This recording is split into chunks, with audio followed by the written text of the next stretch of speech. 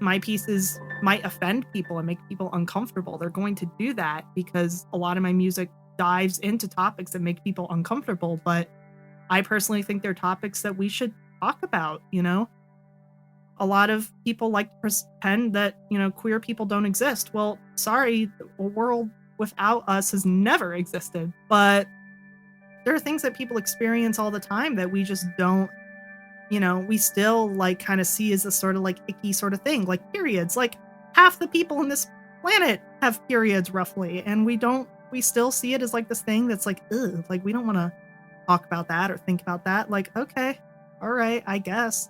Well, here's a piece about a man having a period. Goodbye. Yeah. So just kind of normalizing these things has been something that I realize is an interest of mine looking back. And Julius Eastman's music has really, really sort of reinforced that, hey, this is something that is important and something that not that I think I need to do, but if I'm going to be a composer and I'm going to, you know, have a musical creative outlet that I want others to perceive, that's what I would like it to do.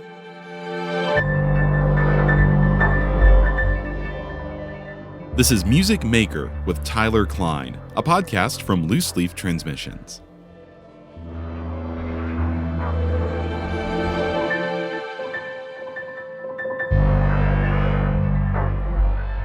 Welcome, folks, to another edition of the podcast. If you're new here, it's so great to have you along, and just to give you a rundown of sorts about what this is all about. My name is Tyler. I'm a composer, a radio broadcaster, curator, producer, podcaster, I suppose. The list goes on and on, but mostly I would simply say that I am a maker. I really enjoy making things, no matter what those things might be. And on this podcast, I sit down with other creative people to discuss their journey, process, philosophies, basically whatever it is that makes them who they are and motivates them to make things themselves. And if this is not your first time listening, if you're returning, just want to say welcome back.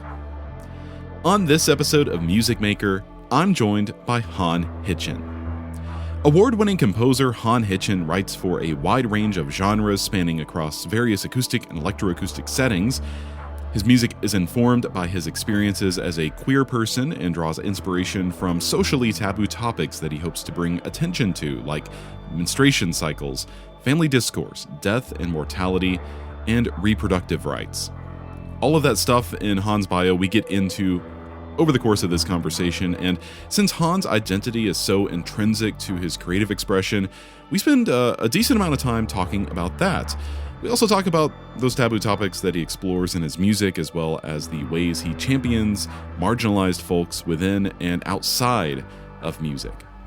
Talking with Han honestly gave me a lot to think about, and I'm sure we'll do the same for you, but also, you know, he's a lot of fun to talk to, despite some of the topics we discuss being a bit heavy. So I hope you enjoy this chat. It gives you a lot to think about, and hope you enjoy getting to know about Han.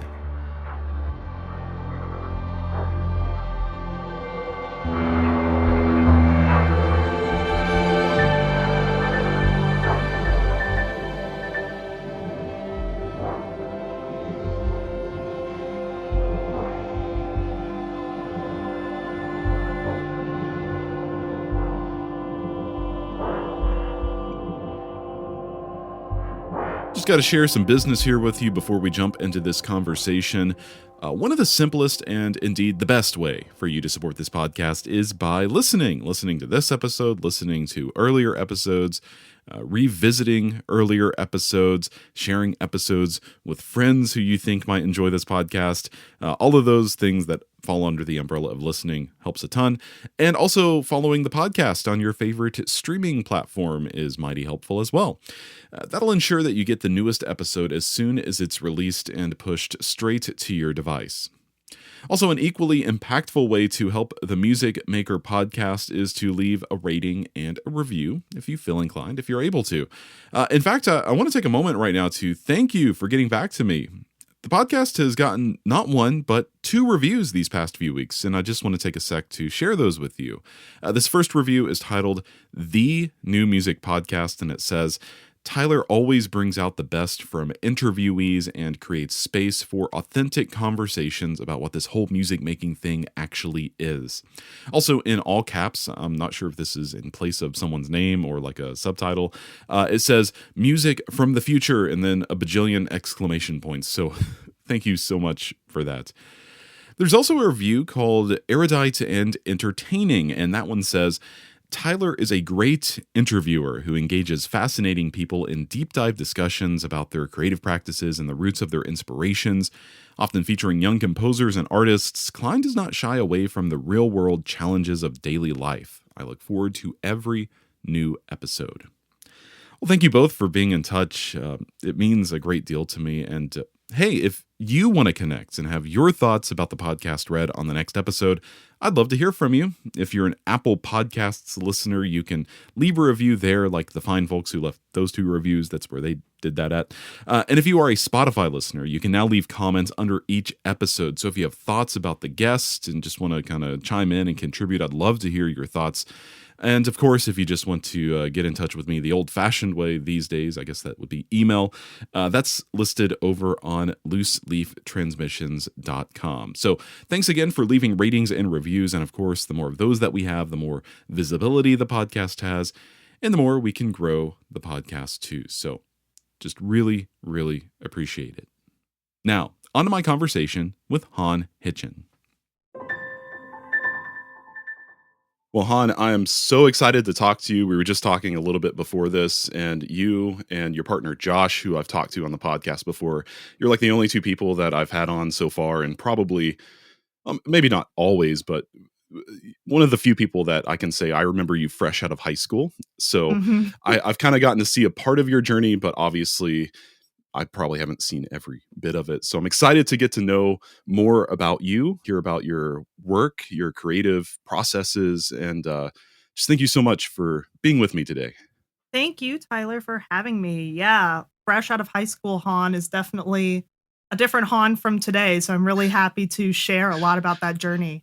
Yeah, totally. So where we like to begin is really as far back as you remember or care to talk about. And that is, what is your earliest artistic memory as a composer, as a sound maker, really?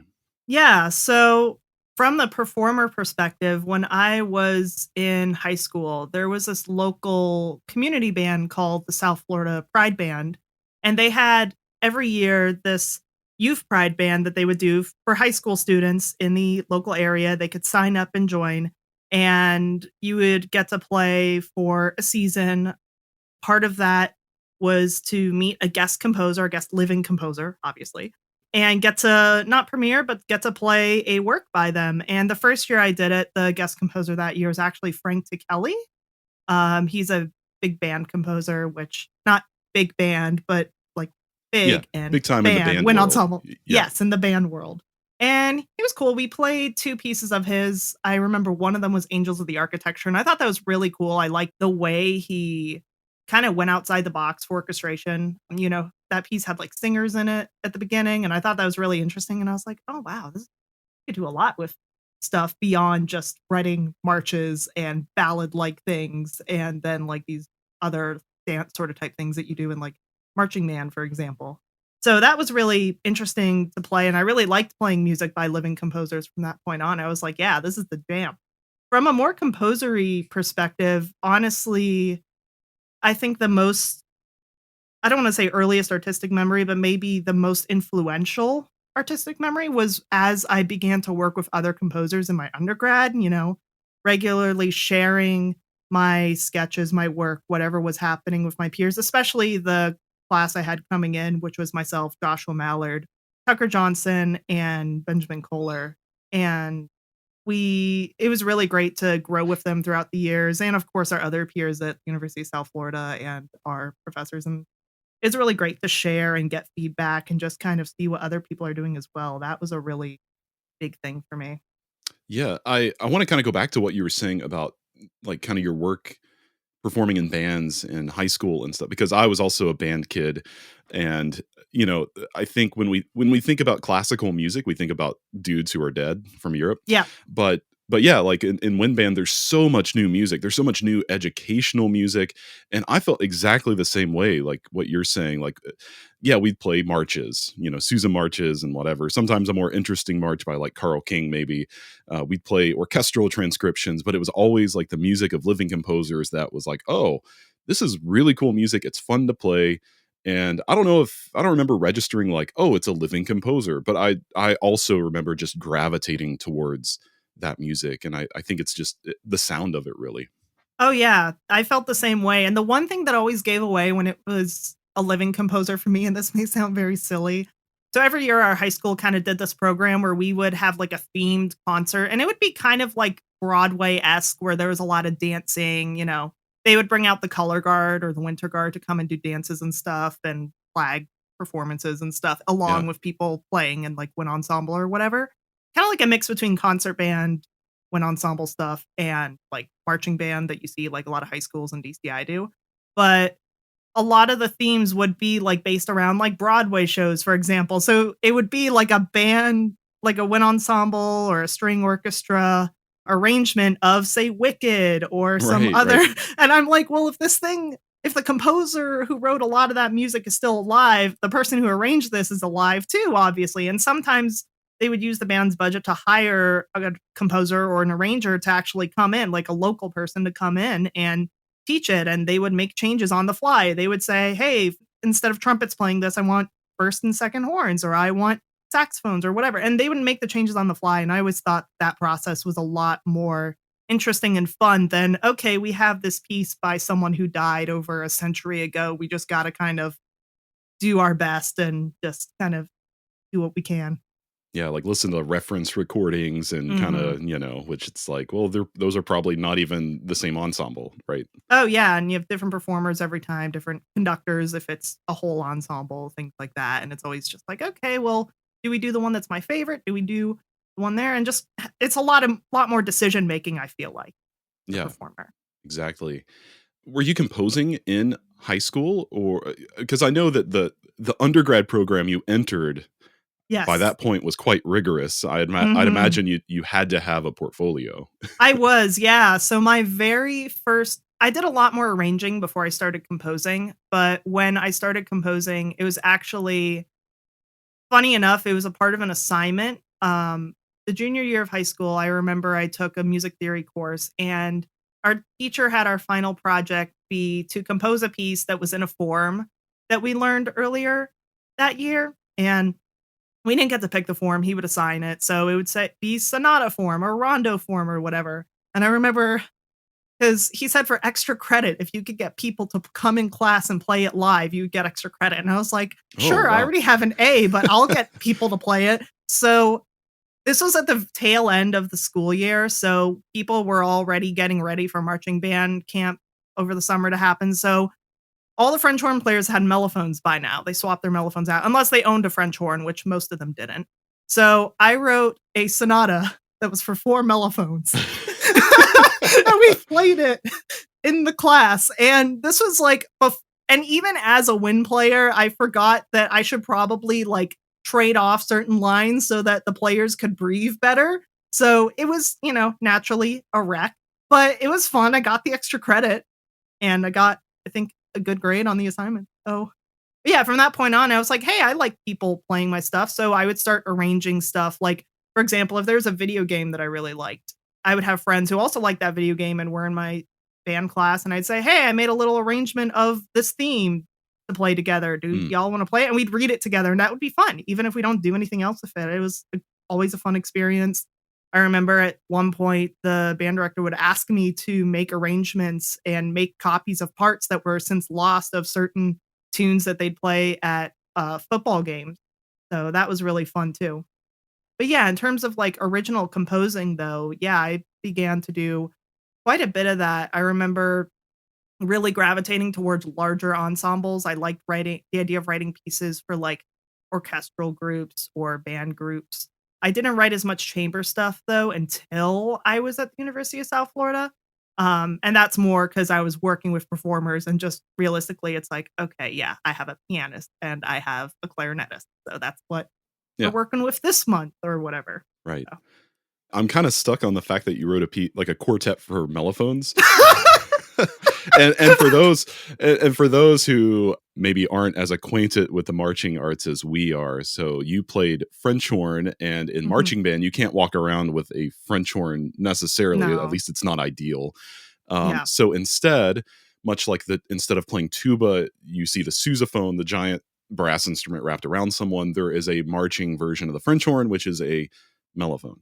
Yeah, So it's like a big trumpet. Like, imagine a trumpet that doubled its size in all accounts, except for maybe the mouthpiece, and that's what you're working with. yeah. So you kind of answered my next question when you said that you got to meet or at least work with Frank Kelly. So I'm going to kind of try to spin this question a little bit, unless there's a different answer. Normally, I Yeah. ask, when was your first encounter with a composer? I believe that would be Frank Kelly. If it's not, feel free to correct me. But rather than your first encounter with a composer at all, when was your first encounter with a composer whose music was like wildly different from the music that you knew before then? Definitely coming into my undergrad. I always say, every time people ask like a question that like, who is the most influential composer that you have encountered so far? A lot of people will answer and say a composer that they've never met, but maybe they've listened to their music. Maybe someone like George Crumb or I don't know, Ligeti or whoever is important to them. But for me, it's always the people I meet. I mean, I think the very first person who made a big difference to me was Tucker Johnson. I mean, his music was so different than what I was doing, and I remember being like, "Whoa, this person's, like, around the same age as me, and he's writing really cool stuff." Not that it made my stuff any less, interesting to me at the Right. time, but I always thought, "Wow, that's really different," and I really think that's cool, and that's something that I would like to, explore at some point or try to understand, and, it's funny because sometimes I still don't understand. Tucker's a really, really smart person, but I still think, every time I encounter a composer who's doing something that I don't totally get, not because it's not cool, but maybe just because the process itself has a bit of a learning curve, that's something I find really interesting and really influential to me. And just trying to say, hey, can I use that in my music? Or just, how that makes me think about music going forward was really important. Totally. And I think what you're describing is like an underrated thing in the composition community. At least it doesn't get talked about. Maybe it's getting talked about more than it was like 10 years ago when I was in school. But we often think like, oh, we can only learn from our teachers. We can only learn from our mentors or people who have been doing it forever. But peer-to-peer learning is such an important thing. And it's something that made a difference in my life as well once I got to USF, because when I got to grad school at USF, I didn't know anything. Truly. Hmm. I mean, I knew how to put notes on a page, and that was about it. Hey, So that's half the battle. right. Well, sure. I mean, that's what makes you a composer, I guess. But yeah, learning from my not just my peers who were other graduate students, but even learning from undergrads at a place like USF was such a game changer for me that and it's not that I wanted to like emulate them. It's just, Right. oh, here's something new that I've never thought about that I can think about moving forward in my music. Yeah. I think it's really great. I mean, just getting these things on your radar that you didn't have before, even if you don't end up using them in one of your pieces in a way that is as detailed or intricate or involved. I mean, just having it in the back of your head as a possibility, as a tool to add to your toolbox is something that I think is really good. At what point did you know that you wanted to pursue your craft as a career? Because you would go on to grad school, and I think then we're here. So Yeah. and you're doing it. You're doing the thing. Oh, yeah, I remember as early as, like, middle school trying to decide, like, potential career paths for myself, and I remember, like, the main 3 that were in my brain, and this is gonna be so silly, was to be a psychologist, a flight attendant, or a musician of some kind. And the idea there psychologist did not last very long, and the reason is because I wanted to do something that I thought I would enjoy. I like traveling a lot. I really like I like being on airplanes. When I was a kid, I was a big airplane nerd. I used to know all about the different models and stuff and, like, what airlines had what kind of planes and stuff, and I don't nearly as much now, but it's to a point where if I live next to an airport, I'm not gonna complain about the noise because I love seeing the planes. fly overhead. So it's like, okay, yeah, being a flight attendant, that'd be sick. But at the same time, I really was into the whole like, oh, I'm learning an instrument. Oh, I'm playing music. Oh, I can arrange music. Oh, this, just kind of engaging with music in another way. And I learned that I really wanted to do something I loved as a career. And the idea of doing like anything else made me really depressed. Yeah, Like, sure. I remember one summer I worked an office job it was like it was an office job, but it was at a pharmacy. So I essentially was organizing all their documents and such, which I don't know if that was legal or not. But anyway, that's not the point. The point is, hated that job so much. The pay was good for what it was at the time, the hours were good, but I absolutely despised that job. And it's because I was just sitting in an office all day. I couldn't even like be on my phone listening to music while doing my work. It was just sitting in a room with a bunch of other people at cubicles doing my thing. And I was like, "This sucks," and I'd come home and I would be exhausted, and even if I'm not physically doing anything, like, strenuous, I just felt so tired, so depressed, and whenever I've had periods of my life where I'm going through sort of a depressive episode, it's a similar feeling of just this kind of, like, exhaustion just from simply being, and, you know, it's wonderful that so many people, are willing and able to do those types of jobs. I commend those people, but I remember at that time, like when I was doing the job, I almost felt bad and I was like, God, this is what they do for their career. But obviously many people want different things, different, career styles, I guess. I don't want to say career lifestyles, but career styles. And I just learned very quickly that anything where I have to clock in, clock out every day, 9 to 5, 5 days a week is just not it for me. Something with more flexibility, more creativity, and more freedom in that sense is really important to me. So, I mean, yeah, just being a freelance composer right now has been very, very much a breath of fresh air for my life. Yeah, there's always something that seems a little bit, and I emphasize little bit, attractive to me about like a job where you can just kind of leave things at work, Yeah, because I do have a day job, but I don't necessarily get to leave things at work all the time. Just right. thinking about, curation and all that kind of stuff. And I'm with you. I just think that like, oh, but the soul sucking nature of it, not worth it. Yeah. I'd rather be Yeah.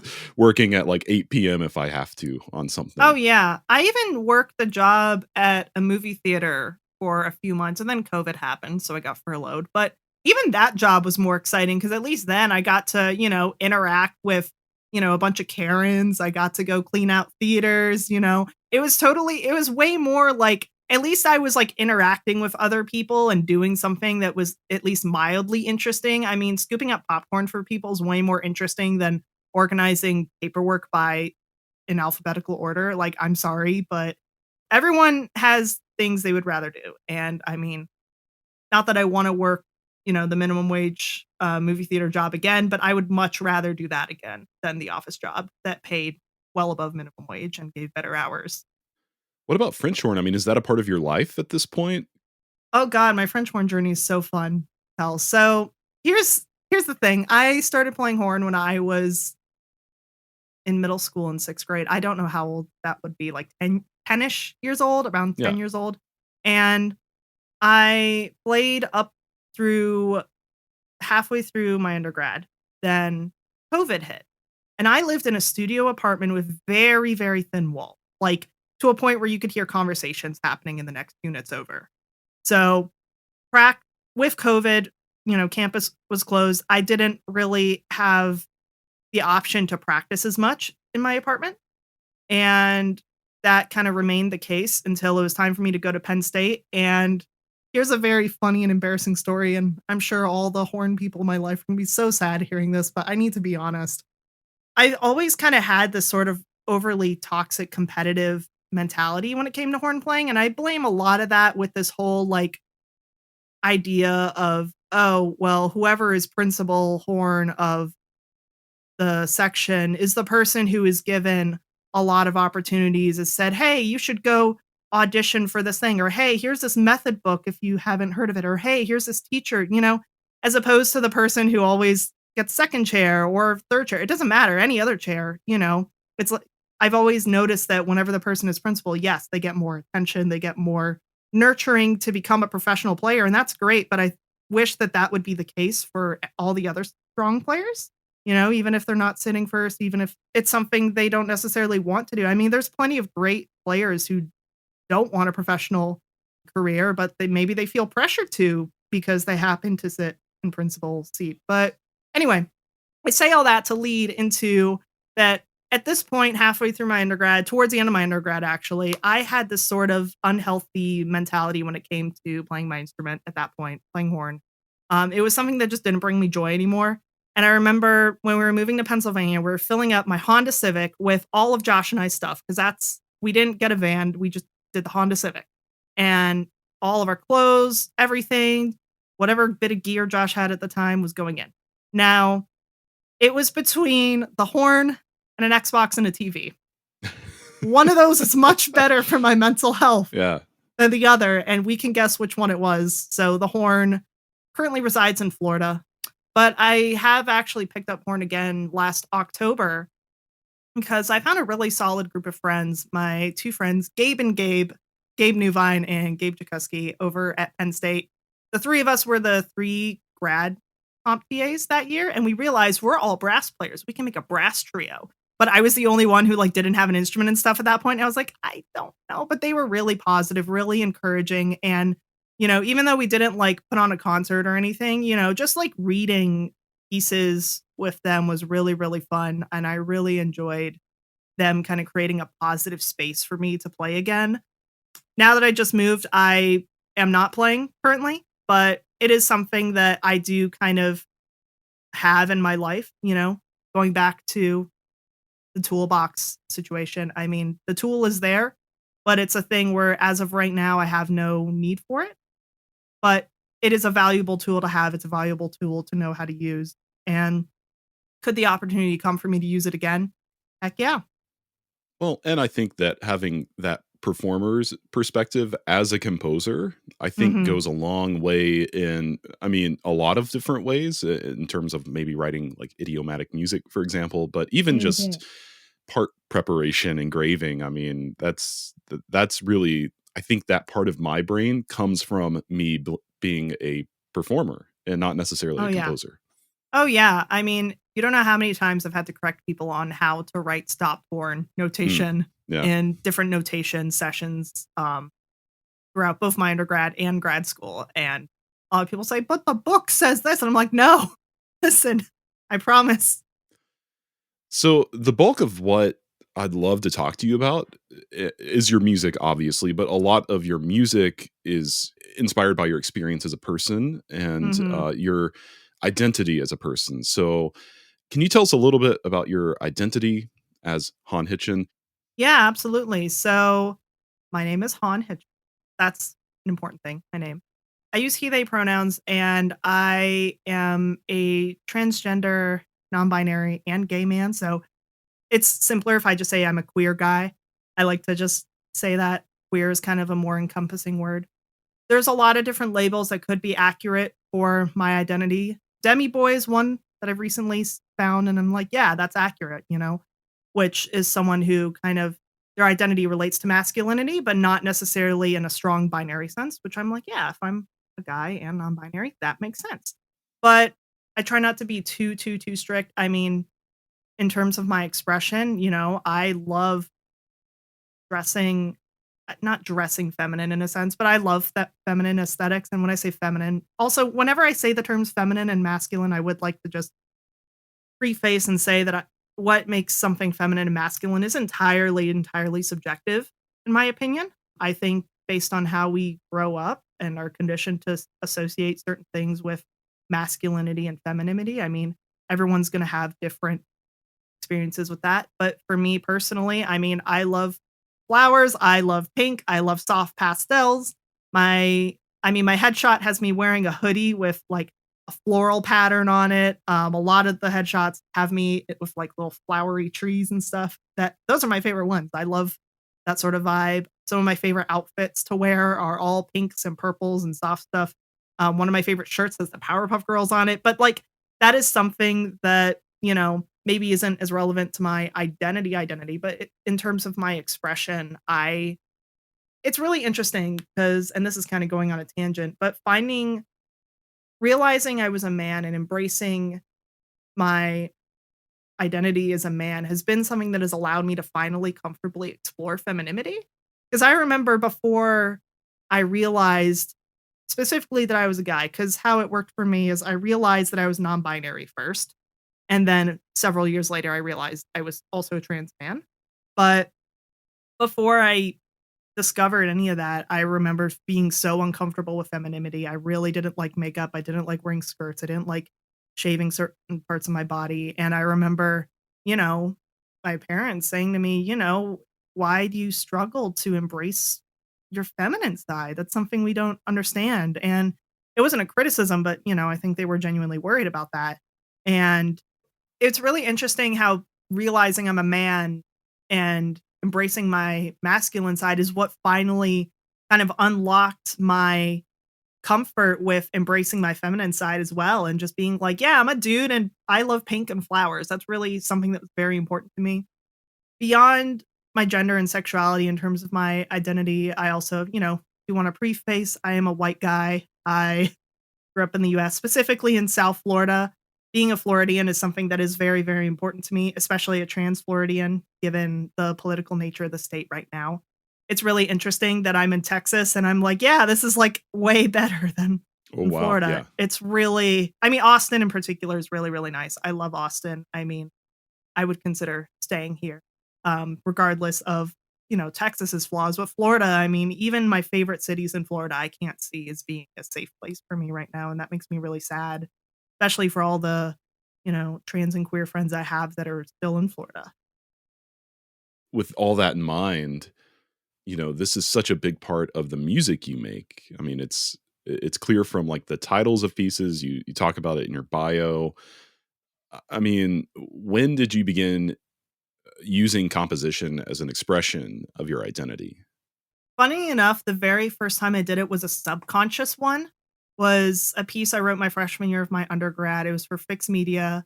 It was called Transchem. And the reason I wrote that piece is because we were doing every year at USF, there was always an electronic music concert that had a particular theme to it. And the theme that year was identity. And I decided I wanted to do a piece about transgender children and their experiences. And, I wanted to kind of put audience members or listeners into the perspective of a trans child. And how I did that is what I did is I took very old documentaries about trans children, interviews with, maybe the parents or other family members, both approving and disapproving of, the trans kid in question's life. And their expression of their gender, their exploration of their gender, and just kind of creating a collage of what that is like, what may be going on in their thoughts. And it was funny because I wrote that before I even knew I was non-binary, but in my mind, at that point, I knew that I didn't like identifying as a woman at the time. I knew there was something off about that. I knew I was queer before anything else. Like, I was like, I Sure. know, because at first I was like, okay, maybe I'm just bisexual. Maybe that's it. Maybe I like the same gender as well as men. Because I knew I liked men, but I didn't know. But I wasn't certain that I like women. But I'm like, well, I'm definitely not a straight woman, so I must be bi. Well, turns out I'm a gay guy. So yeah, that was the whole thing. But that was the first unintentional use of that. The first intentional, I think, was towards the end of my undergrad. I have a flute piece called Omnia Mutantur Nihil Interit. And I wrote it for who's still the flute professor at USF, Francesca Arnone. She's really wonderful flautist. And it was a piece where I wanted to showcase this idea of, well, the title in Latin, it translates to everything changes, but nothing disappears. And I wanted to kind of allude to this idea that as trans people, because there's this sort of narrative.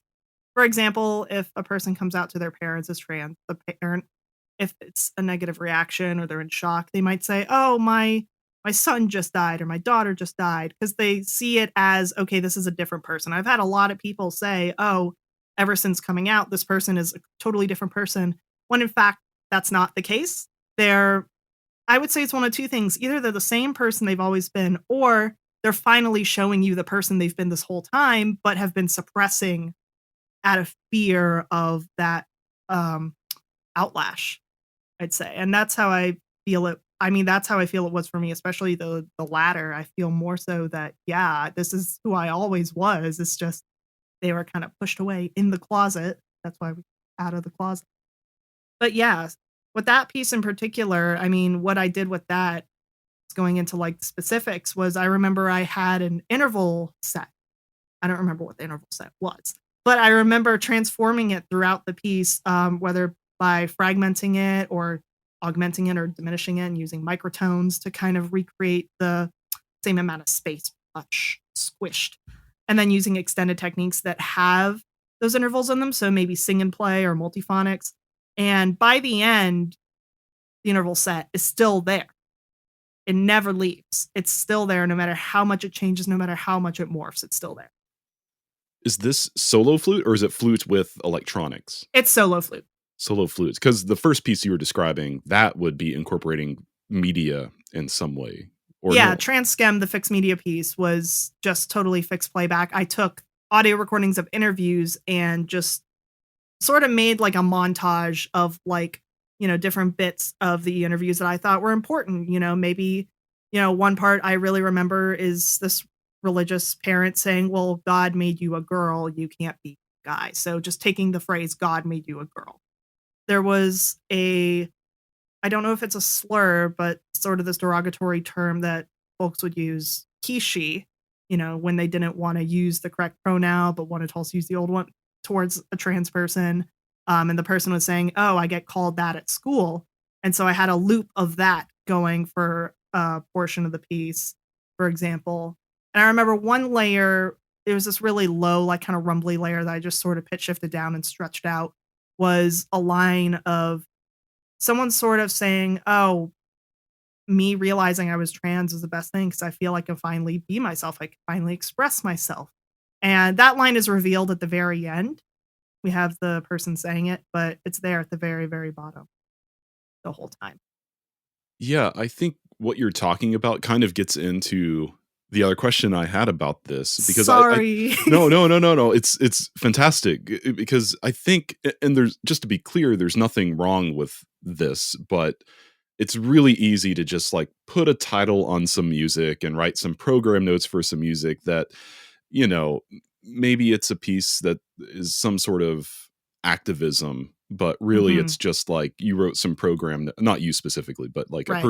composer wrote program notes to accompany this music that otherwise, could maybe be something entirely different or about something entirely different. So it's really exciting for me to hear like you're incorporating fixed media into these pieces or ideas. You're talking about transformations through extended techniques, non-standard sounds, microtones. I mean, are there other ways that similarly that you express your identity through music? I mean, can you do that through form or gesture or texture? I mean, you kind of touched on harmony a little bit. Yeah, absolutely. I think a good example of texture is my piece Belonging, which is for bari sax and viola.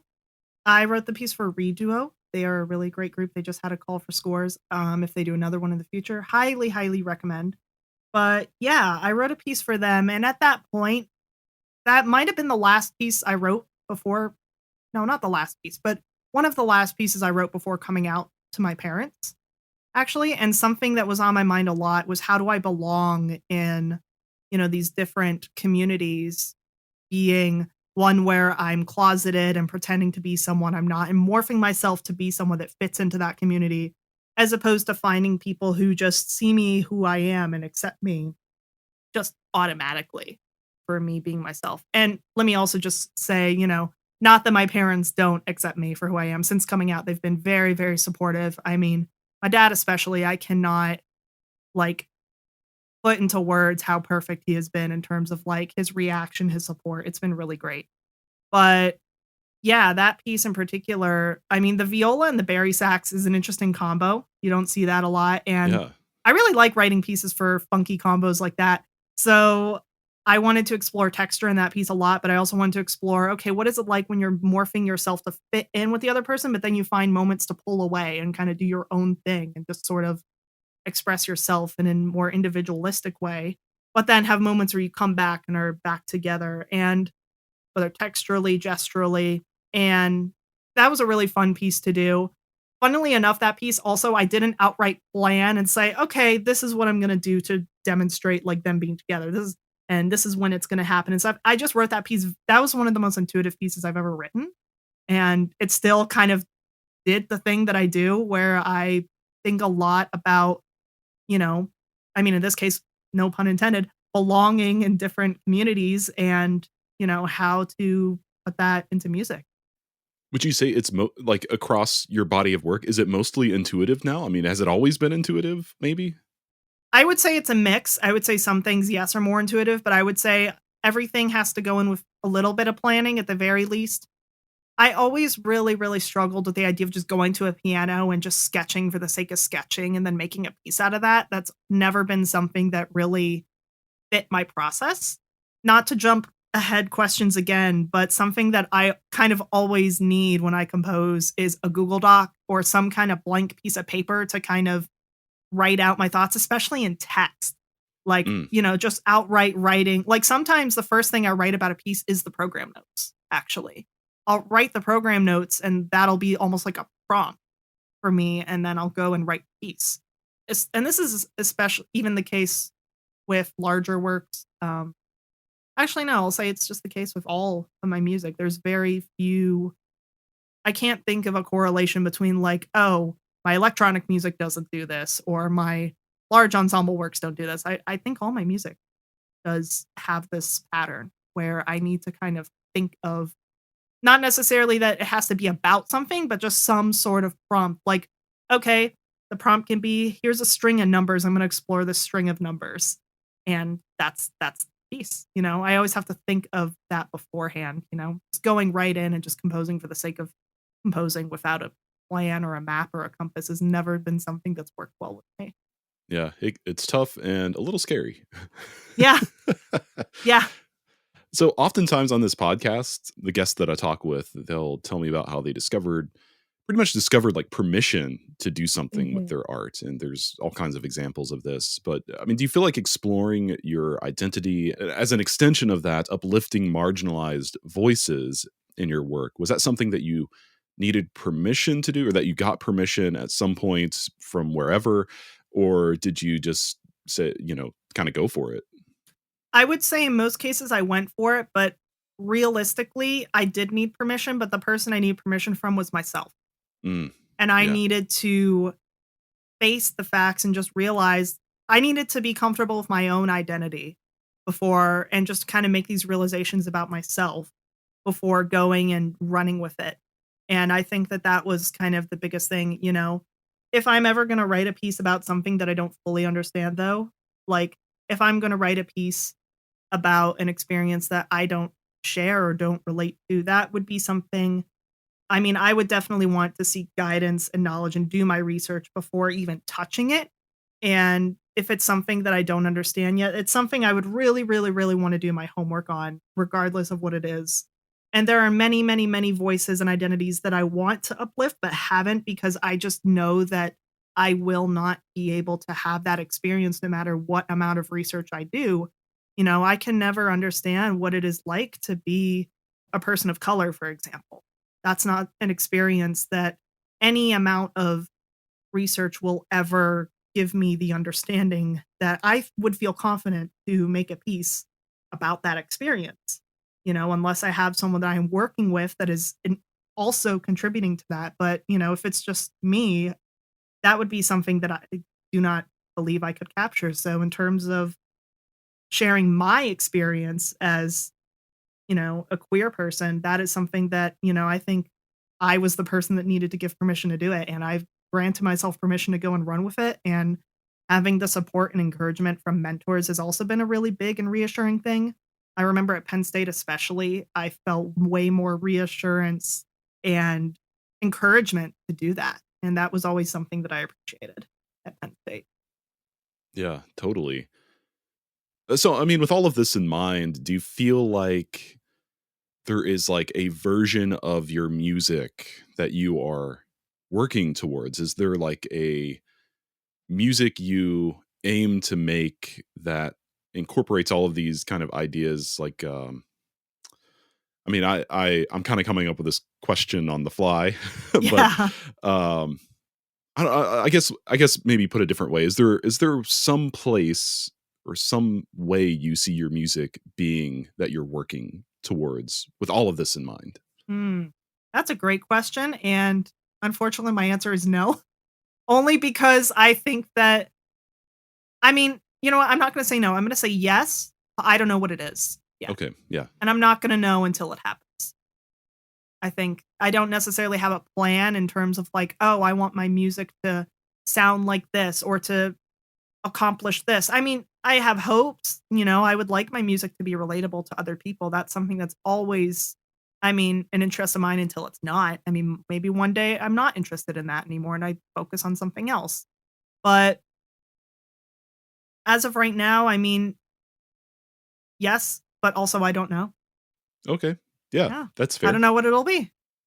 Well, I look forward to it, whatever it is. Thanks, Tyler. What about you? Do you think Yeah, right now, um, it's a very interesting time for me because I feel like a shift in my creative work is underway, and I'm very dissatisfied with the kinds of music that I have been making for the better part of the last decade. So okay. I'm kind of with you. It's kind of like, yes, I see where, like, I see clearly where it's going. I don't know how to Mhm. get there. Yeah. I think the only way to do it is to just like keep working and Yeah. making more music.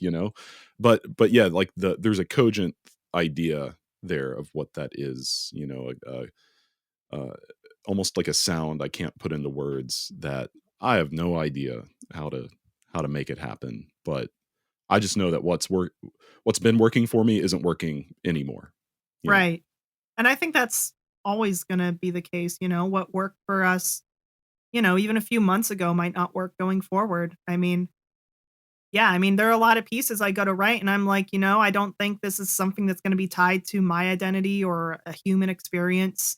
Because I think another going back to the identity question, another thing that's important about my identity is just experiences that other people can relate to. Some of my pieces are not about being queer, but maybe are about other sensitive topics that we just don't talk about a lot, like, death or family drama, things that are uncomfortable, but other people can relate to and maybe have experienced. And that's another part of identity is just, these sort of things that we all, well, maybe not we all, but the death thing we all, but Yeah, sure. things that we all, kind of have to face. And experience at some point and sort of this demystifying of some of these experiences, not just, the trans and queer experience. Demystifying that, of course, is important to me, but also demystifying things like, yeah, we're all going to die one day. How do we deal with that? How do we face that? Do you know the book? I'll have to quickly search for it, but it's a collection of writing by Toru Takemitsu, who is one of my all-time favorite composers from the 20th century. Oh, yeah. Anyway, it's this collection of writing by Takemitsu. I think it's something like On Silence, and Mm, he talks about how in his music he doesn't see silence as, like rests, which I would argue none of us should see silence as rests anyway. It's still music, or vice versa. And he's essentially saying that like silence in his music is his way of confronting the inevitability of death. And I don't know if I don't know if that, you know, you would hear that from his music necessarily. I don't think like none of his pieces to my knowledge are like titled anything like, related to death, but just reading that like totally changed how I thought about how I think about still silence in music in general, but also silence in my music, kind of what you're talking about. yeah. Yeah. I think that's a really good thought. Death was something that made me really uncomfortable and just sort of our mortality. was the whole thing that scared me. And just the idea of like, okay, one day we're not going to be, you know, I don't know if I believe in souls and stuff, but one day our soul is not going to be in our body anymore. Our consciousness won't be there. That might be better. So the idea of, okay, one day our bodies will be empty.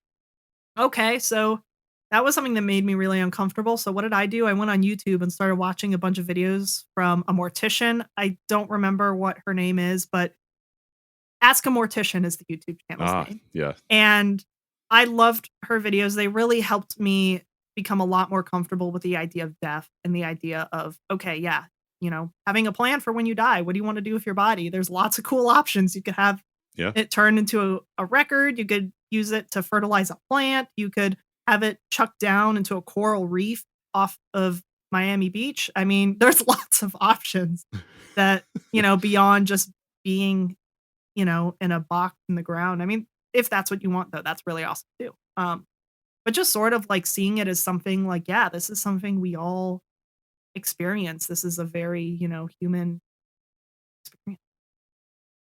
And I mean, also just the idea, of course, like, okay, we never know when it'll happen to us. We never know when it'll happen to others, you know?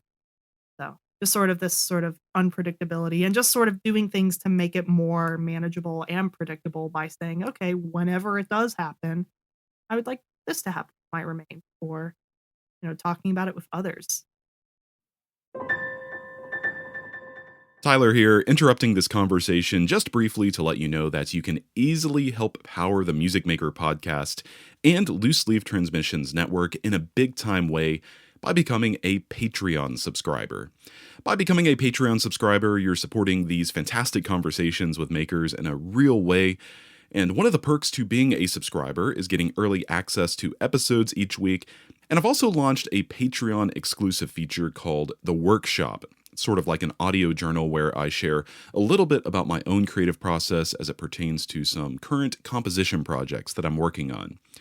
Anyway, yes, that little bit of support on the Patreon, in fact, does go a long way in helping me cover the cost of some tools that I use to produce this podcast. So I hope you'll consider becoming a subscriber by following the Patreon link in the show description of this episode, or you can log on to looseleaftransmissions.com/support. I really appreciate you getting back to me. And back to today's episode. So shifting gears quite a bit for the Mhm. time being, Yeah. kind of trying to get an idea of like the roots of your compositional philosophy, like the aesthetics that you work with. What would you describe as the primary pillars of your creative practice? So one of the primary pillars for me, and maybe the primary pillar for me, is just learning and just kind of gaining an understanding of more things, whether it's something I experience or something that, I don't know a lot about.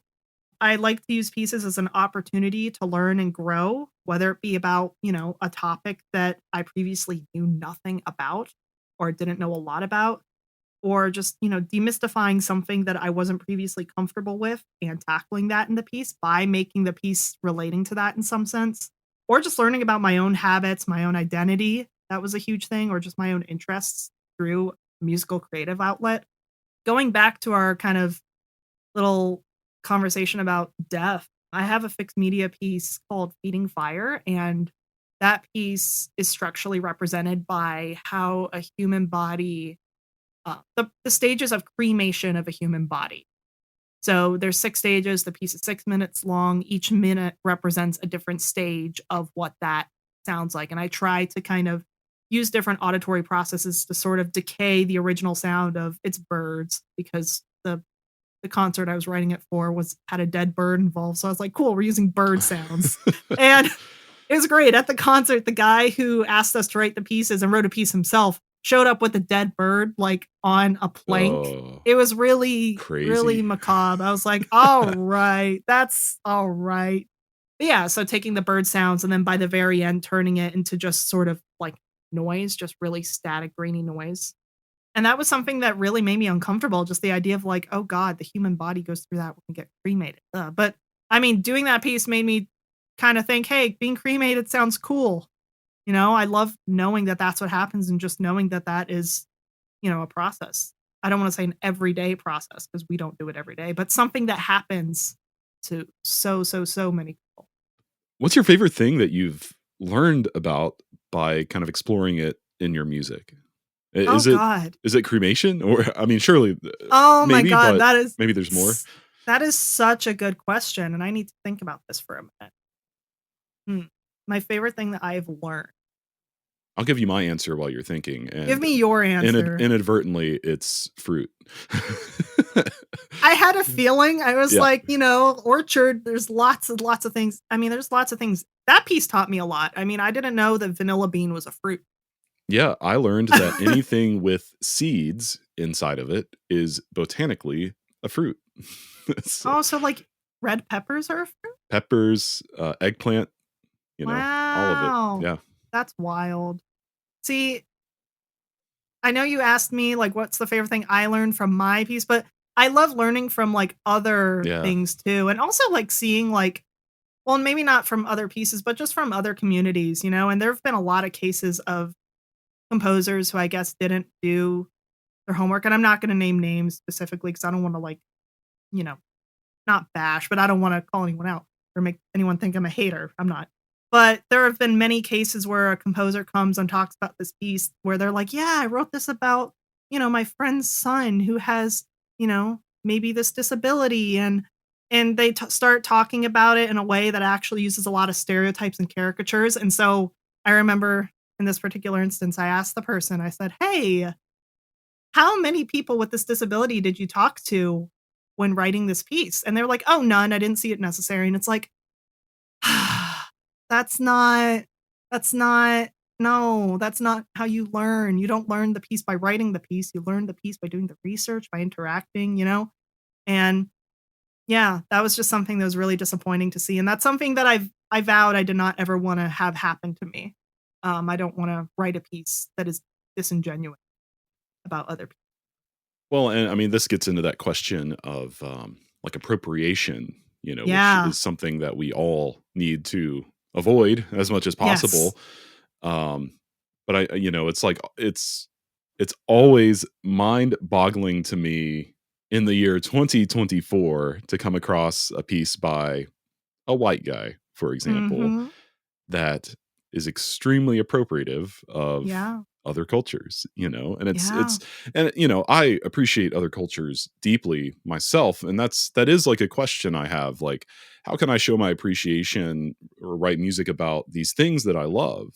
Do I just not, Yeah. or um do I, and kind of just figure out how to do it as tactfully and appropriately as possible, Oh, it's yeah. but yes, I know what you're saying, because, like, so many people don't have that self-awareness.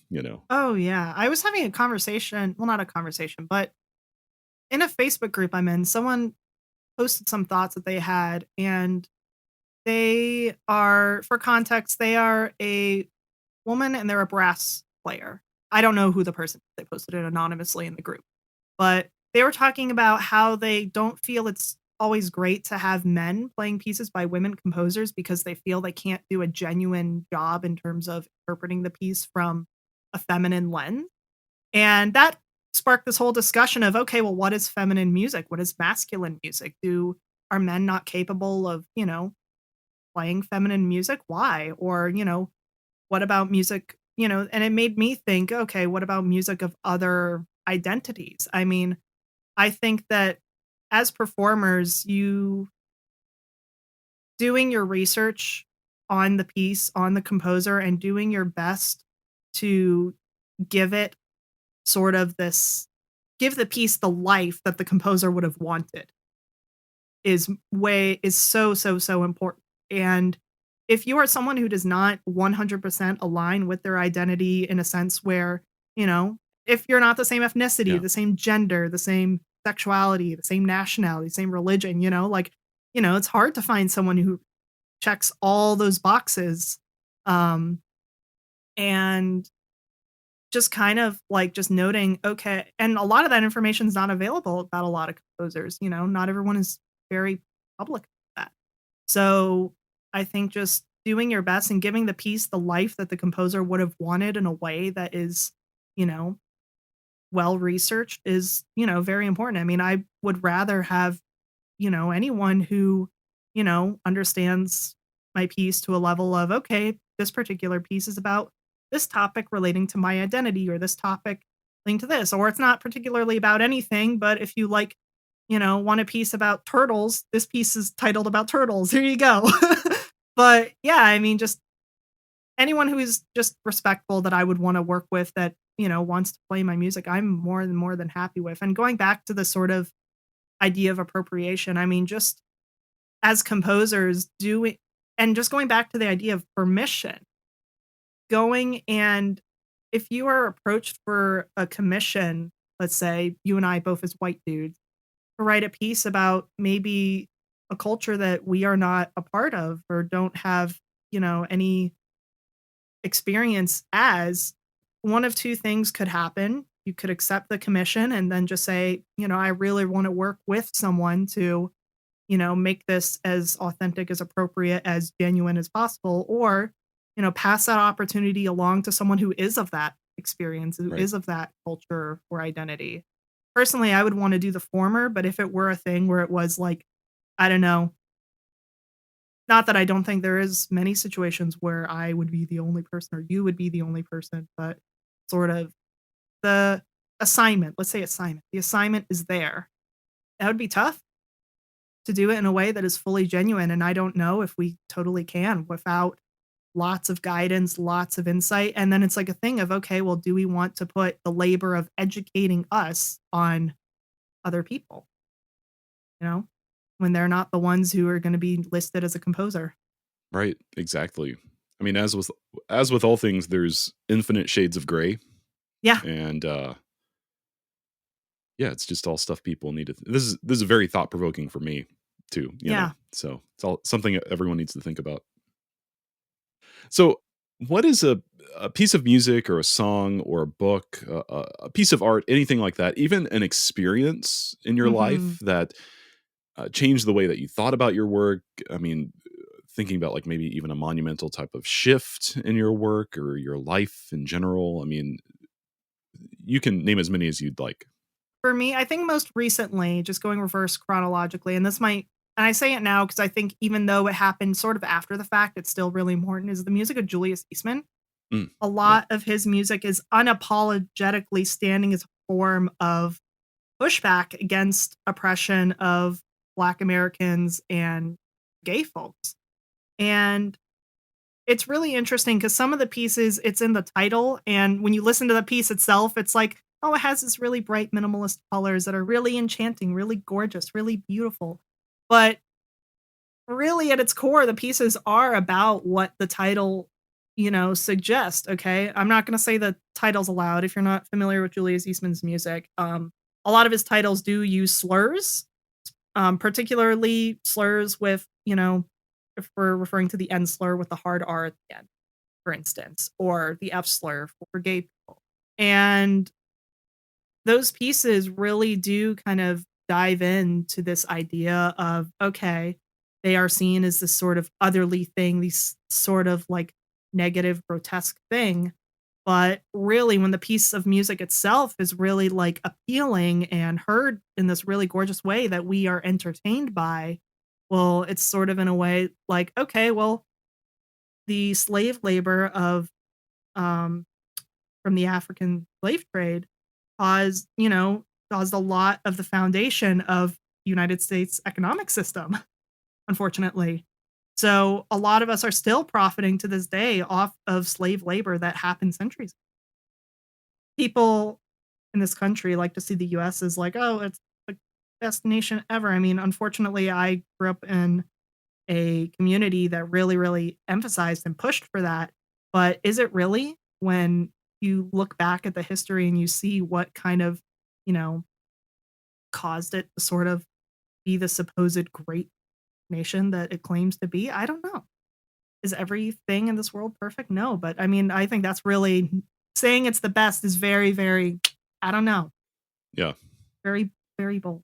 But TLER, Julius Eastman's music, very, very found. And it almost gave me even more permission, again, going back to permission, to sort of just be very unapologetic about what I'm doing and just sort of say, screw it. My pieces might offend people and make people uncomfortable. They're going to do that because a lot of my music dives into topics that make people uncomfortable. But I personally think they're topics that we should talk about, you know? A lot of people like to pretend that, queer people don't exist. Well, sorry, a world without us has never existed. But there are things that people experience all the time that we just don't, we still like kind of see as a sort of like icky sort of thing, like periods. Like half the people on this planet have periods roughly, and we still see it as like this thing that's like, ugh, like we don't want to talk about that or think about that. Like, okay, all right, I guess. Well, here's a piece about a man having a period. Goodbye. Yeah. So just kind of normalizing these things has been something that I realize is an interest of mine looking back. And Julius Eastman's music has really, really sort of reinforced that, hey, this is something that is important and something that not that I think I need to do, but if I'm going to be a composer and I'm going to, have a musical creative outlet that I want others to perceive, that's what I would like it to do. I'd love to talk more about this kind of idea of taboo topics that you explore in your Yeah. music. I mean, that's something you mentioned. Well, just now you mentioned it Yeah. before we sat down to talk in our emails together, and I'm wondering, like, when did you become interested in drawing attention to controversial and taboo topics in your music? Can you share? You've shared a couple examples of this, but can you share some more examples of this and Yeah. in your work, and how it kind of fits into everything else we've talked about so far? Yeah. So interestingly enough, it wasn't ever an active decision. It was something that I realized I kept kind of circling back to and it was a part of the process of me, going back to the pillar of my composition is learning, learning about these things that I don't know about. And it's like, okay, why don't I know about these things? Why don't I know about what happens to us after we die? Why don't I know about, the experiences of trans kids? Why don't I know a lot of these things? And some of these things I do know and I do experience, but they're things that I'm encouraged to not talk about. Things like periods, things like my feelings on certain laws happening across the United States. Things like the overturning of Roe v. Wade, all these anti-LGBT laws happening in Florida. These are things that are on my mind constantly. And these are things that I think so much about that they kind of come into my music, but because they're things that I grow up in a society that has me encouraged to not talk about them, sort of labels them as taboo in a sense. So I would say the fact that they're taboo is not an active choice, but a consequence of my interest. That makes sense. And I would Yeah. say, I mean, yeah, beyond, I have Cycles, the piece about periods, and that's a piece for flute and video. And the video is by Morgan Safe. Morgan Safe is a wonderful Pittsburgh based filmmaker. That piece has who I believe is a cis man experiencing a period. And so that was something very compelling to me because as a trans guy, I experience periods. And that was something I've never seen visual representation of. And I was like, whoa, that's so cool. And Morgan didn't actually intend for it to be that way. But it was actually for a project that she did. And Alex, who is the actor in that film, was the actor she was signed with, I believe. And so they just worked with it and said, screw it. Yeah, guy with periods. And I'm like, hell yeah, guy with periods. So yeah, there's that. I have a couple pieces on deaf. I have one called On Deaf that is a choir piece. Has not been premiered. If a choir wants to premiere it, hit me up. I'll send you the score. um, I have, the fixed media piece. I have another choir piece that hasn't been performed that's about the overturning of Roe v. Wade Mm. and the consequences of that. Yeah, and then of course my piece is just about my identity as a queer person. I mean, I would argue in a way that is taboo because there are still a large portion of, at least in the United States, of our population that does not want to even acknowledge the existence of us. I mean, I have a friend who their parents will not let them meet their younger siblings as themselves Mm, as a trans person. Like, it's yeah. like when you come over, you have to use the old pronouns and stuff. And it's like, okay, well, I mean, it's really, really, really horrible that this still happens. I mean, I've had instances where, I would have a family gathering sort of situation and there was someone with kids invited and suddenly they're not coming once they learned I was there, for example. Like, it's weird because to me, being trans is not a taboo thing at all. I think, yeah, this is totally normal. This is my daily experience. And to a lots of really cool people, yeah, trans people, they're people. They exist. We're here, of course. But there's enough of the population that is so icked out by us that think we're the weird ones that they decide, yeah, no, we don't want anything to do with that. You know, it's just really interesting. So a lot of my music that's about identity, because I'm a queer person, I would say does kind of tie into being arguably taboo in that sense as well. Well, I mean, to be unable to, not unable, unable to a degree, but unable by choice to not confront these topics. I mean, people are doing that from a place of privilege, right? Yeah. I mean, like I was talking to a family member the other day and just kind of skirted into some political topics, and Yeah. she's just kind of like, I don't want to waste our time talking about politics. And it's like, well, that's like it's a privilege to not be able to, and that's just generically umbrella speaking. I mean, so I think that, well, first of all, I think it's brave that you're doing this, even though I'm sure it just feels like second nature to you, and I think it's super important I mean, I would much rather attend a concert with pieces like what you write, what you're describing, that connects me as a listener to these topics that are not exactly a part of my daily life. I'd rather experience that than just like music as an escape, right? Yeah. And I think that's what your work is doing, Yeah. which is, I think, is important. Yeah. I think so too. I think escaping is something that has not interested me a lot in my music. Up until recently, I have one piece in mind, but it's very, very in the early mid, so I don't want to go too into it. But yeah, the sort of idea of like music being an escape and just music connecting us to these different human experiences. I mean, I had a friend who, and I'm not going to name names of any of this, but I have a friend who went to a summer festival.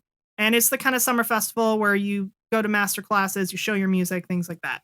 And it wasn't one I went to for context, but they went to this. And when they came back, they shared with us this feedback they got on this piece that they were really proud of. And one of the senior guest lecturer composer people who was there said, this was sort of an older person, said, the one thing about young composers, and this was said as a criticism, was they can't seem to stop writing music about themselves. And I thought that is so, every time I think about it, I get a little more upset, to be quite honest, because to me, what the hell is wrong with us writing pieces about ourselves, especially as, if you come from a marginalized background? I mean, there are not a lot of things about us. And I Yeah. think, us being almost archivists and sort of like sharing our experiences and saying, yes, we were here. We, exist. We have music. We like, I don't see what's wrong with it. There's nothing wrong with not doing that. If you're a composer and you don't want to write about your identity, that's totally cool. I'd love that too.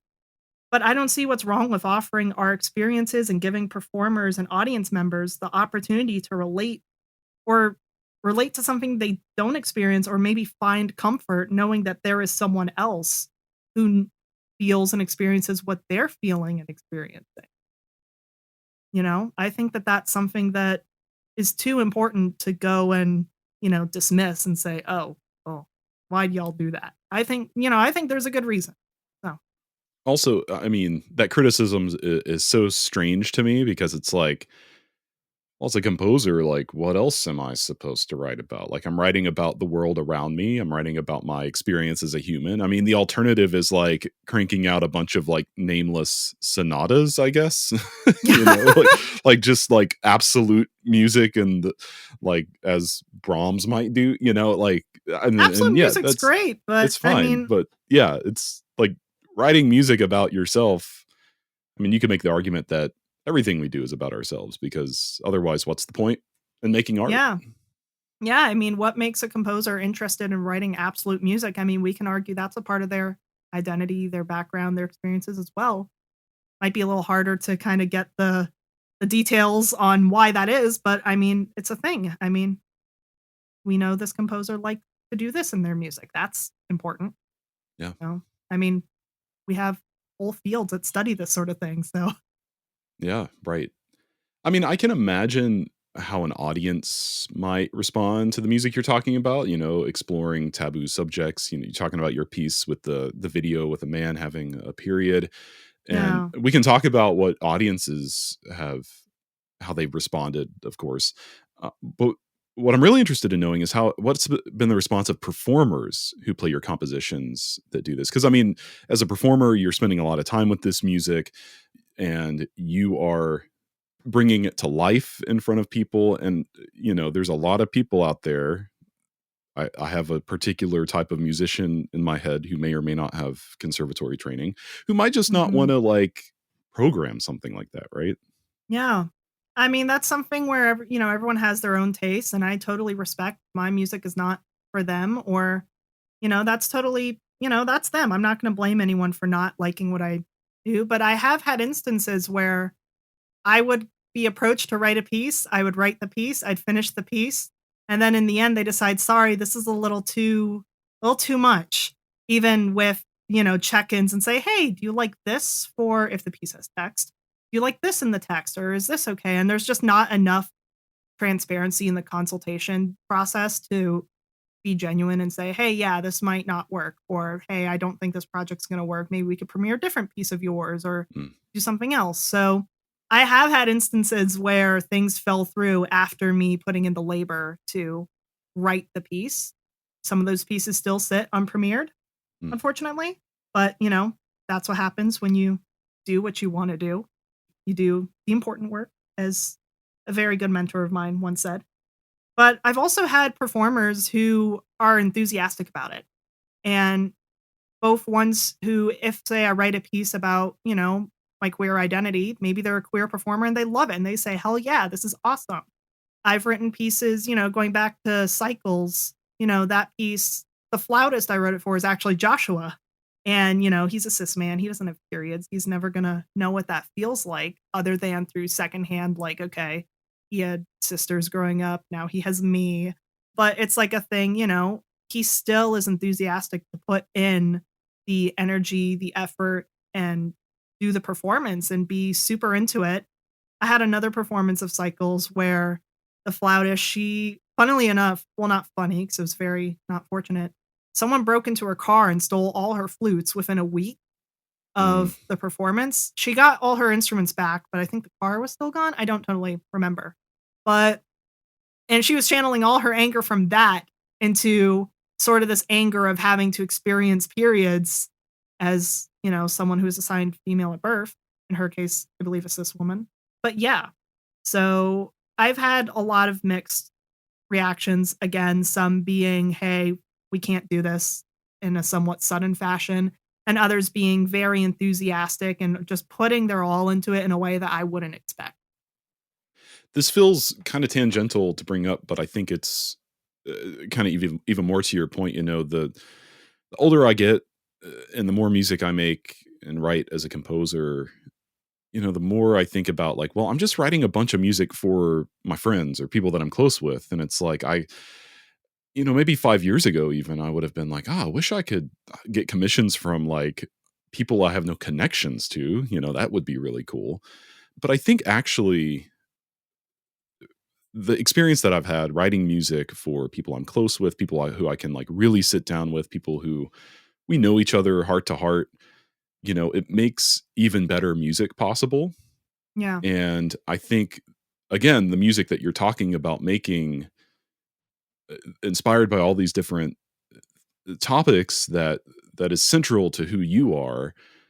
I mean, it's almost like not the only path forward for success is working with people very closely, but I can't hardly imagine like you were talking about some pieces kind of sitting on the shelf. That's a huge bummer, Hmm. but like there's someone out there who you can connect with who will give that music an even better life than it would have had otherwise. You know what I mean? Oh, absolutely. And it's really interesting because, in an opposing sense, the pieces that I thought were the most personal and unrelatable have somehow been surprisingly like relatable. For example, I have a sax quartet piece called Burnt Trees Will Never Unburn. And I posted a score video of that on YouTube. It was read by Project Fusion. Very, very, very wonderful folks. Would love to work with any and all of them again. And I'm excited to in the future. But that piece, I mean, I posted the score video and most of my piece videos maybe have a couple hundred views on them. That one is sitting at over 50K views. Wow. That's Yeah, it incredible. has a lot of comments. I think in a lot of it, maybe the thumbnail caught the eye of a lot of like younger saxophonists and they're like, "Whoa, what is that?" So, but a lot of people did take the time to read the program notes and that piece is about I'm not going to get into too much detail here, but the sort of fallout of my extended family sort of surrounding some disagreements and family drama that I think just boil down to people not believing each other and just not trusting one another in certain processes. So that I thought was an extremely personal experience because I can't replicate how my family fell out to, another person's fallout with their family or anything like that. And I thought that was I still to this day think that is my most personal piece, and it was the most painful piece I've ever written. And yet that piece has the most, like, recognition. A lot of people in the comments read the program notes and said, "This I felt the pain. I've experienced this, and I see it very clearly in the piece. Thank you for writing this." And it was really, really, like, rewarding to know that even the most personal experience that I tried to share ended up having a much bigger impact than I thought it would. A lot more people relate to it than I totally expected. Yeah, I mean, it was really, really, really rewarding to Mm. see that. So that's kind of the perfect segue to my next question because obviously you can make an impact and champion marginalized people through your music, which I think is what you're Yeah. describing with like having this platform, being able to broadcast your music on YouTube and the internet and having it connect with people. But what are some other ways that you champion folks from marginalized backgrounds? Because I know you do much more than just compose.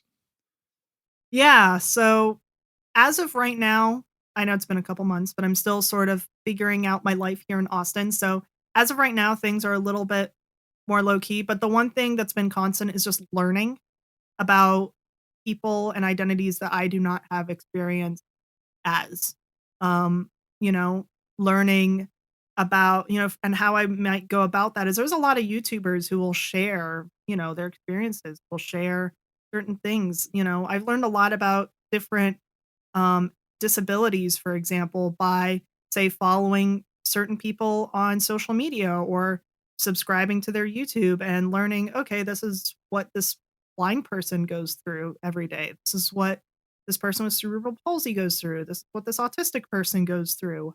And that has been a really big thing for me, and even then, I don't know if I could accurately write a piece about those experiences because Sure. I am always going to be learning and always wanting to be listening to those experiences and being a better ally and advocate for those folks. But more directly with the LGBT community, things that I would do while I was in both my undergrad and grad school was utilize resources that were available to me through the university. So, for example, when I was just chronologically back at USF, I was on the e-board for the trans student union that was there.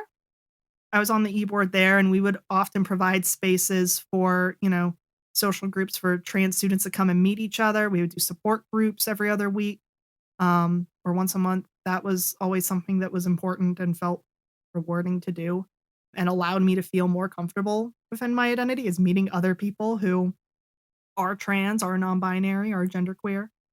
At Penn State, they have a mentorship program for LGBT plus students. I was involved with that, and I mentored a freshman trans mask student for a while. That was really, really, really cool. He was really great, and that was a really cool experience to sort of see someone who, at that point of their life, is already sort of, navigating not just college, but also, sort of things with their own identity, and that may be happening during school, outside of school, and sort of guiding them through that was a very important process. I hosted discussion spaces for trans, non-binary, and gender non-conforming students at Penn State. So I did that as well, and those were all things that I really care to do and want to continue to do. I'm still doing my research about what's available here in Austin for me to do, and just finding what works with my schedule, what works with my skill set, and just sort of finding a place with for myself here. Something I'm still trying to do. But in terms of others, I mean, just everyone, just trying to learn and trying to be a better ally for these other folks. And when there are opportunities for me to speak up and say, hey, these people are being treated unfairly, I could come in and, voice that, even though one voice doesn't always make the difference. I mean, just standing up, helping educate if I can, so that people who would rather not educate don't have to. I mean, I'm someone who is happy to educate, but that doesn't mean everyone is or should be. Sure. Well, I really appreciate the work you have done and will continue to do. It's yeah, for what it's worth. So you touched on this just a teensy bit, right, when we were kind of talking about like the different paths you were kind of interested in Yeah. besides music, as you were heading into college. Maybe that answer's changed a little bit, but what do Mhm. you think you would be doing right now if it wasn't your art? Would it be like flight attendant, like you were thinking, some time ago, or psychologist? What do you think? Yeah. Um, Not to be boring, but I don't know. I really I can't see a version of my life where I'm not doing this. Yeah, I think I would still be Han, I still would be, I would have still come out, I would have still figured out my whole identity situation, but I don't know what I'd be doing. I mean, I almost want to say I'd be doing nothing. Not that I think that anything else I do wouldn't be important and that only composing is important, but I think that, or not, also not in the morbid sense where it's like music saved my life and I wouldn't be here today without it. But I do think that I wouldn't be who I am today. I would be a much worse person if I were not a composer, because I don't think I would have been as eager to educate myself and learn about all these different backgrounds, all these different walks of life that I may not know, including my own, to a level where, like, I think is acceptable. And I think I still have a lot of growing and learning to do. That is something I want to do every single day. And it's something that I am eager to keep doing. And not being a composer, I mean, I could still do those things, I guess. But I mean, if I'm working an office job, I'm going to be so tired, I'm not going to care? yeah, sure. I'll take that. That seems good. Thanks. I try. No, I totally get it. I mean, for myself, I often wonder, like, would I be as curious of a person if I didn't make something? If I wasn't making music, maybe I'd be making something else. But if I wasn't making anything at all, if I was working that 9 to 5, like you mentioned, you bring up some valid points. Yeah. I mean, it's very hard to imagine another path. And I don't necessarily believe, like, I don't know if I believe in fate necessarily, but I do believe our lives do have paths. And I do believe we choose different paths, and the path we go on is the path we go on. There's probably another version of me out in some other universe or something that is went down the flight attendant path or the psychologist path or the MLG gamer path. So, I'm really happy. This version of me is very happy that I am the composer that I am today. Well, not the composer I am today, but that I am a composer and that Yeah. I am here today and that I am speaking today as a composer as opposed to, I don't know, MLG gamer Han. No, I get it. Is there a tool that you use in your practice that you think everyone should know about and that everyone else could benefit from? A trash can. A trash can. Okay. Yeah, yeah. Well, I have two answers. One I talked about earlier, but the one I didn't is a trash can. And whether that be on your computer or a real life trash can, whatever you use, just being ready to, not be married to ideas that you have. Just because you come up with an idea doesn't mean you have to use it for this piece, doesn't mean you have to use it for any piece in the future. Just you had the idea, you had the thought, that's valuable enough, you know, that it was there. And even if someone tells you you have to use it, that doesn't mean you have to use it, Yeah. you know. But the other thing is Google Docs. It's really important for me to sort of type out my ideas and just or write out my ideas if I choose to use, a blank sheet of paper. Oftentimes I feel I have more freedom starting from there and then using that as like a compass or as a map when composing and sketching and doing all the other composery work that we think of. It's funny because I'm writing a piece right now and I was asked by the commissioner, "Hey, do you have sketches that we can use in some promotional material?" And I'm like, "No, the sketches come later. If you want a screenshot of a Google Doc, I could send you that." But that wasn't as visually appealing, so we decided against the Google Doc. Yeah. I don't know. I think it's appropriate. If we're going to feed the Yeah. beast, you might as well, right? Oh yeah. So Han, you have shared so much that I've really appreciated. But my final question is your chance to pretty much say whatever else has been left unsaid or that you've always wanted to say.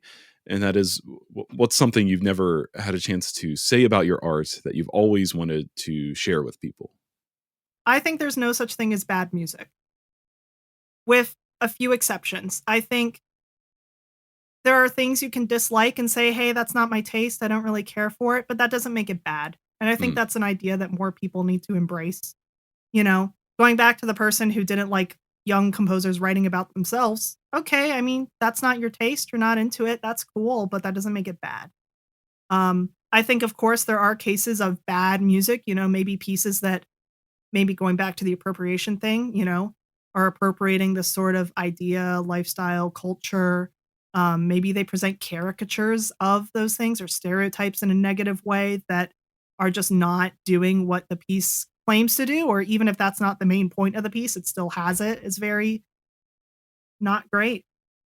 And I mean, for me personally, not to bring up the, oh, is the piece bad if the composer is a bad person sort of thing. Like, but for me personally, I have a hard time enjoying music by composers if I know they're bad people. yeah, agreed. I mean, I've had many cases where my favorite composer, it comes out that this person has, maybe harassment allegations or they end up being a bigot in some sense or something like that. And it's like, well, that piece that I really, really loved for a lot of my life is now ruined for me. Sorry.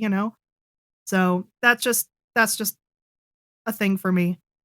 So yeah, but otherwise, yeah, no such thing as bad music. And in terms of liking and disliking music, I mean, the music is there. You like what you like. You dislike what you dislike, but that doesn't always mean it's bad. 100% agreed. 100%.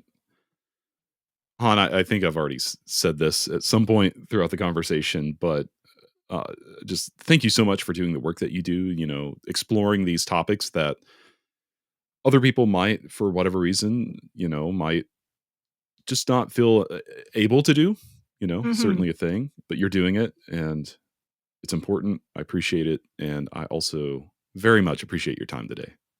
I appreciate you. I appreciate your appreciation. And I appreciate you for giving me the opportunity to talk today. Thank you so much.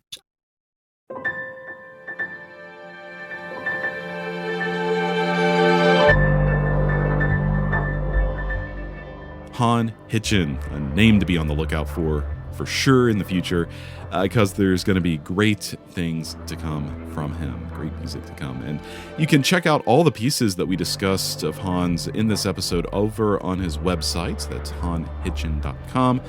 All one word, Han Hitchen. And I'll also have a link to Han's website in the show description and show notes for this episode. I'm Tyler Kline, and thank you so much for joining me for this edition of Music Maker. Music Maker with Tyler Kline is a production of Loose Leaf Transmissions, made for all ears. We're online at looseleaftransmissions.com, and that's where you can find more episodes of this podcast, as well as ways to support the podcast and network. Y'all, that's all I've got today. Thanks again for listening, and I'll see you here next time for the next episode of Music Maker.